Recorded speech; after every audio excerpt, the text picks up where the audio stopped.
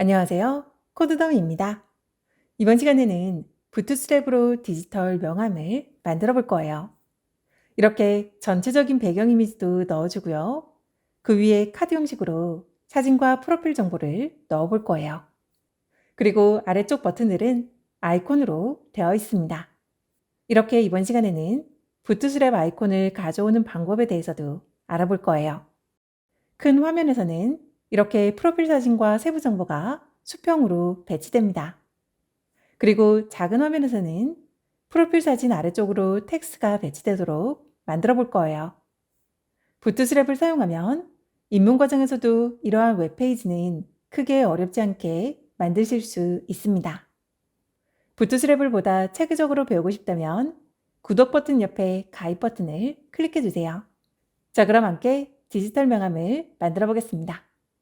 오늘도 저는 부트스트랩의 기본 코드를 미리 준비해 두고 시작할 거예요. 여러분은 영상을 잠시 멈추고 부트스트랩 닥스에서 기본 코드를 가져와 주세요. 먼저 섹션 태그를 묶어서 부트스트랩의 컨테이너 클래스를 적용시켜 줄게요. 그러면 가장 기본적인 반응형 레이아웃이 만들어진 겁니다. 그리고 이 내부에 카드를 넣어 줄 건데요. 이 카드가 화면 정가운데 위치하도록 만들어 줄 거예요.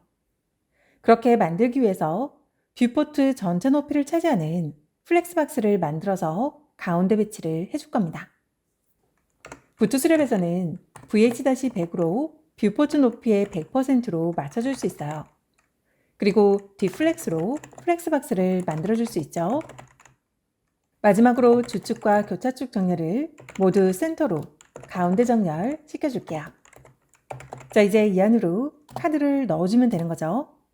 그 전에 먼저 style.css 파일에서 전체 배경을 먼저 깔아보겠습니다. 선택자를 바디 태그로 해서 웹페이지 전체의 배경 이미지를 깔아줄게요. 오늘 예제에서 사용할 이미지는 이미지라는 폴더 내에 저장되어 있습니다. 이 이미지들은 아래쪽 설명란에서 다운로드 받으실 수 있습니다. 먼저 백그라운드 이미지즈의 이미지즈 파일 경로를 URL로 넣어줄게요. 배경은 bg-img jpg 파일로 되어 있고요. 그리고 백그라운드 포지션은 센터로 맞춰줄게요. 마지막으로 백그라운드 사이즈는 커버로 화면 전체를 채워줄 겁니다. 자, 그리고 HTML 파일에서 링크 태그로 style.css 파일과 연결시켜 주겠습니다. 자, 그럼 이렇게 배경이 들어갔습니다. 자, 전체 배경이 이렇게 들어갔어요. 자, 이제 이 위쪽으로 카드를 넣어 볼게요. 부트스트랩 닥스에서 카드로 검색을 하시면 오른쪽에 호라이즌탈이라는 메뉴가 있습니다. 이 메뉴를 클릭해 볼게요. 이 예시가 이미지와 텍스트를 이렇게 수평으로 배치시키는 카드 스타일이에요. 저희는 오늘 이 예시를 활용해서 만들어 나갈 겁니다. 아래쪽 예시 코드를 보면 이렇게 로와 칼럼으로 카드 내부에 부트스트랩 그리드 시스템이 적용되어 있습니다. 이렇게 카드 내에 그리드 시스템을 적용시켜 줄 수도 있어요. 자, 이 코드를 복사해서 가져갈게요. 자, 이 예제 코드를 저희가 만든 플렉스박스 안으로 넣어주겠습니다. 자, 그럼 이렇게 카드가 들어갔죠. 자, 먼저 이미지부터 채워줄게요. 이 이미지는 이미지즈라는 폴더 내에 profile.jpg로 되어 있습니다. 자, 그럼 이렇게 이미지가 들어왔습니다. 자, 지금은 칼럼이 미디움 사이즈에서 나눠지도록 되어 있죠. 그래서 미디움 사이즈 이상에서 이렇게 가로 배치가 되는 거예요. 자, 저는 이 이미지를 라운디드 서클로 동그란 모양으로 만들어 줄 거예요.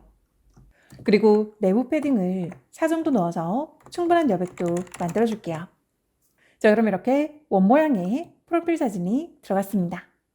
이제 프로필 세부 내용도 채워볼게요. 먼저 제목은 H1 태그로 바꿔서 이름을 적어주겠습니다. 그리고 이름 위쪽으로 디지털 아티스트라는 문구를 넣어볼게요. P 태그로 마진 바텀을 이 정도 넣어주겠습니다. 자, 그리고 가장 하단의 P 태그는 저는 지워줄 거예요. 그리고 이 구간에 SNS 링크를 넣어줄 겁니다. 앵커 태그에 버튼 스타일을 적용시켜 주겠습니다. 먼저 BTN 다크로 어두운 버튼으로 만들어 줄게요. 그리고 라운디드 필로 알약 모양으로 만들어 보겠습니다.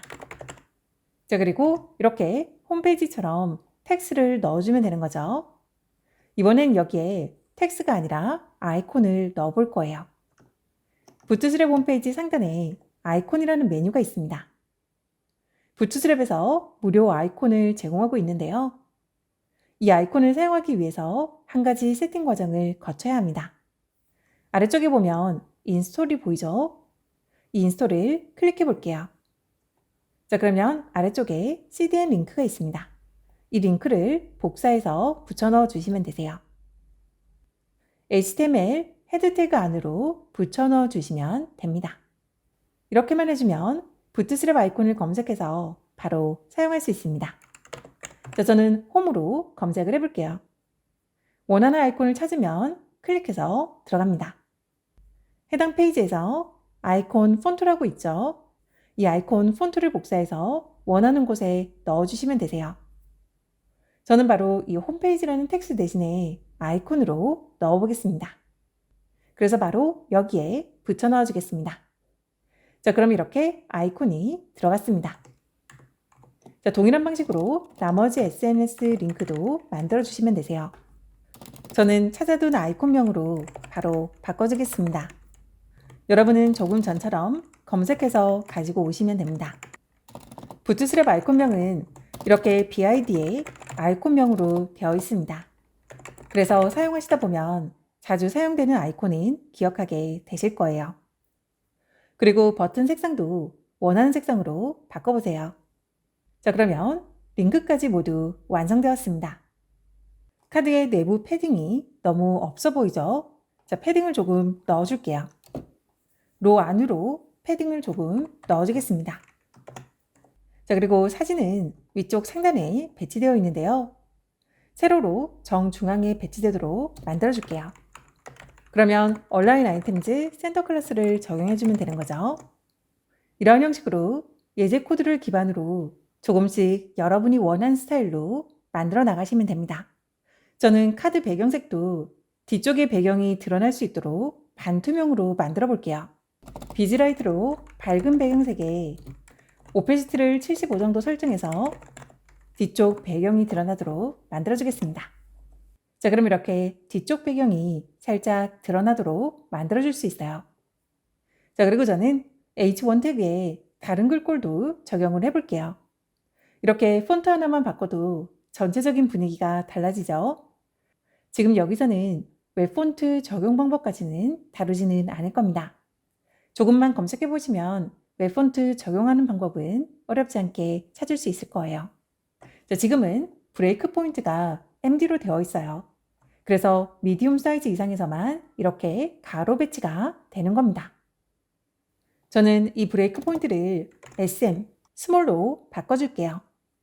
자, 그럼 이렇게 스몰 사이즈에서도 이제 가로형으로 배치됩니다. 자, 그보다 작은 사이즈에서만 이렇게 세로 배치가 되는 거예요.